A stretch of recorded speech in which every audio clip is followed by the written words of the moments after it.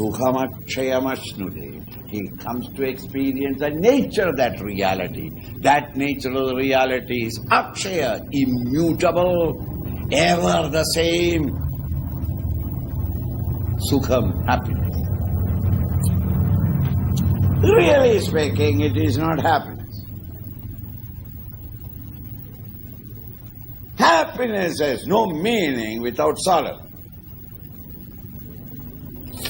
Happiness is a privilege that you can experience with the mind in the present state of consciousness.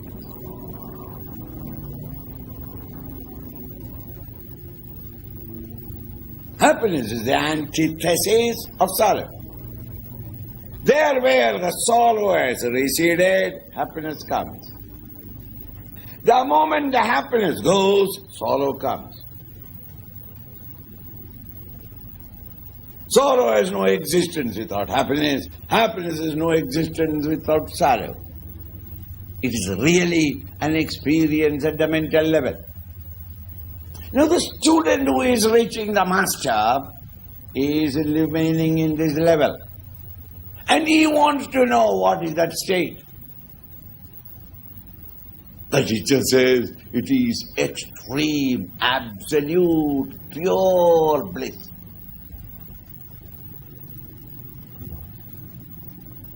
It is only a word used in terms of our present experience to indicate something beyond all words. Whenever our mind is quiet, we are experiencing happiness. Due to a certain desire, my mind was agitated for the last 12 days or 15 days. Suddenly I get a cable that I got. Whee! Happiness. Why? That agitation of the mind is quieted. Agitation created by the desire is quieted.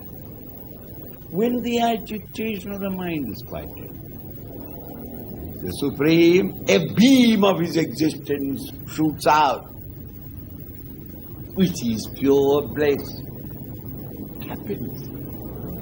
But that happiness is only very temporary, because by the time one desire is satisfied, 5 other desires have already arisen. Again it is blocked. You and I then sweat and toil and try our level best to get those desires fulfilled. Each desire fulfilled, there is a flash of a lightning of joy. Very temporary. Now, whenever the mind is quiet, you are experiencing happiness. Now, what will you say that your experience will be when the mind is totally quieted, once for all? We will have to say, in terms of our previous experience with the mind, that it is bliss. When you reach there, it is not bliss. Because in order to experience the bliss, mind is necessary. Mind is ended.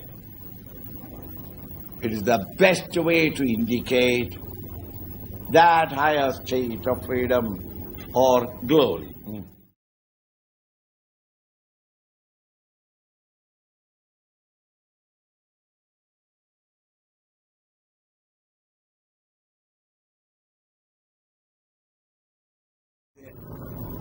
It is you, every one of us is running after these flickerings of happiness, and that is called pleasure.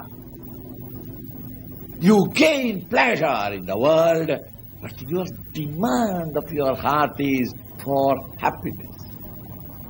What you are demanding is happiness, but what you seek and gain in the world is only pleasure. Pleasure is momentum. Happiness is perfect. You miscall it. I have built a house for my happiness.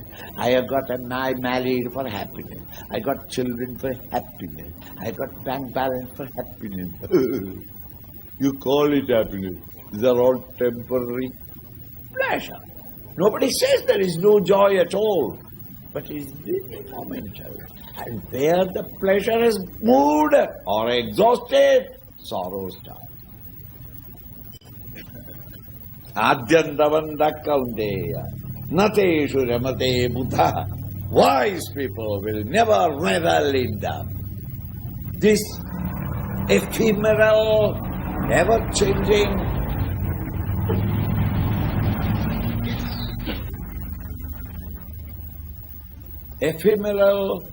ever-changing stream of pleasures. Wise people will reject them as not worth the candle. The game is not worth the candle. They seek something permanent and eternal.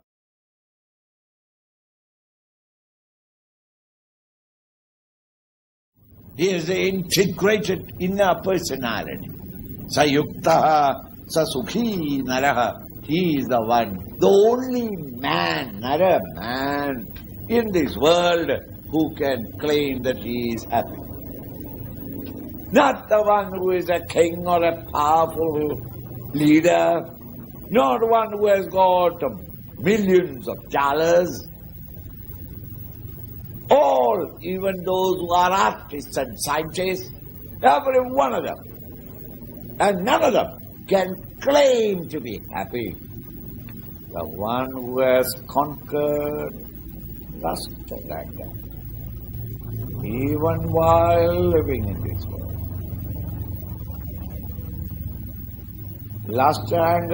Lust is possible in a heavy desire, or great desires are possible only when there is vasana.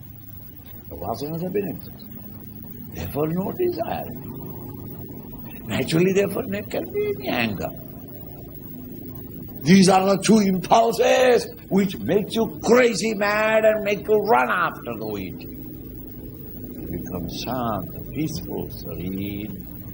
He experiences that infinite bliss of beatitude.